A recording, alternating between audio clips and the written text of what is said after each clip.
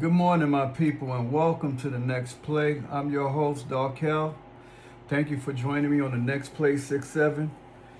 Uh, Yesterday's quiz of the day was, what was the Los Angeles Dodgers name before they was the Los Angeles Dodgers? And the answer was the Brooklyn Dodgers. A lot of people don't even know they came from Brooklyn because they've been in LA so long. The new question of the day is, who won the first NBA championship in the league? That's the new quiz for tomorrow. Please like, share, and subscribe. It takes 3 seconds, and it's always free. I want to start the day off by saying, he has achieved success who has lived well, laughed often, and loved much. That is by Bessie Anderson Stanley. Okay, so today we're going to talk about a word that's very powerful. It's called determination. It's the quality of having a firm, unwavering resolve to achieve a goal despite obstacles.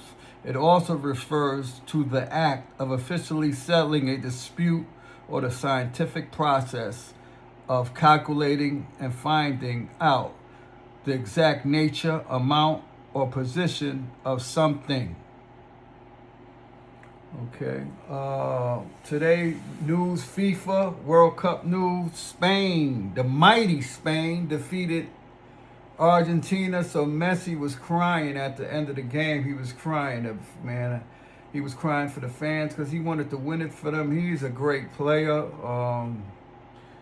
It's a hell of an emotional thing for him. But he's a great player. He had a great history. I love him. Everybody loves Messi. In WNBA action, the Mercury defeated the Sun 72-63. Kalia Kappa had 18 points, 4 rebounds, and 4 assists. And Brittany Griner had 19 points, 5 rebounds for the Suns.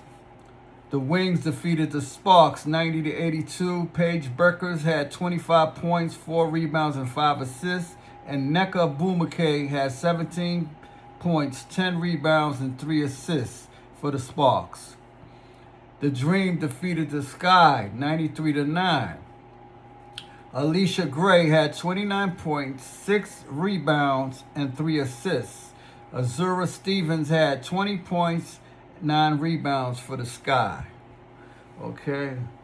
In Major League Baseball, the Yankees defeated the Dodgers 2-1. Arizona defeated St. Louis 8-7.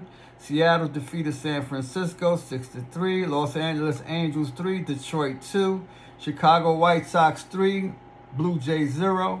The Mets defeated the Phillies 6-1. The LA Dodgers defeated the Yankees 8-2.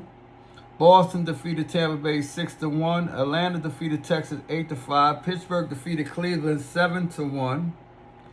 San Diego 19, Kansas City 2. Baltimore 5, Houston 2. Milwaukee 3, Miami 1. Cincinnati 9, Colorado 6. And the Nats took care of the Oakland A's 5-2. Today I want to speak about a mighty Knick that's a legend to me. I think he's the greatest Knick ever. Until Brunson wins another one, then I would put Brunson ahead of him because, this man got 2 rings and he's been a hell of a Knick, and he's been carrying the Knick character. His character has been impeccable. And when I was a little boy, I was 10 years old, I ran across a Knick book. And it was about Walt Clyde Frazier, and it showed his wardrobe. He drove a Rolls Royce in the 70s and used to come to games in minks, chinchillas, like he was a pimp. He dressed like a pimp with the big pimp hats. So he was the man. He always was fashionable. He always was fly. And you got to remember, this is the 70s when the Knicks won the chips. So he was already God in a city that basketball wasn't that big yet, like it is today. So it's an amazing man. Walt Clyde Frazier was the undisputed floor general of the New York Knicks in the 1970s, defining an era of basketball with his stifling defense, brilliant playmaking, and iconic off-the-court fashion. He led the Knicks to the franchise's only 2 NBA championships in 1970 and 1973. Frazier's defining moment came in Game 7 of the 1970 NBA Finals against the mighty Los Angeles Lakers, who were led by the great Willis Reed, Jerry West, and a host of others. While teammates Willis Reed, his teammate, came back from dramatic return from an injury, set the emotional tone. Frazier dominated the box score, posting an immortal stat line of 36 points, 19 assists, with 7 rebounds to secure New York's first ever title. During his prime in the early to mid 1970s, Frazier was a stat sheet stuffer. He averaged over 20 points per game for 4 consecutive seasons, 1970 to 1974, while being named to the NBA All-Defensive First Team 7 consecutive times. He operated the Knicks offense with precision, using his signature crossover and devastating quickness, like me, to dismantle opposing defenses. He was a cultural icon. Off the court, Frazier was the epitome of the 1970s style. His nickname, Clyde, bestowed by a trainer because of his resemblance to the dapper fedora-wearing outlaw Clyde Barrow, inspired a legendary wardrobe. He famously strutted into Madison Square Garden in wide-brim hats, fur coats, and custom houndstooth suits, becoming a fashion pioneer in sports culture in the 70s. Would you like to know more about his stats against specific players or explore how his playing style influenced modern point guards? Check out Wikipedia. That was the great Walt Clyde, the Glide Frazier. He was the first Clyde, by the way. All these fake Clydes coming in after him. He was the number 1 Clyde. Okay, I would like to end this by saying, may each of you want but never want as long as you live. May you live to be 100.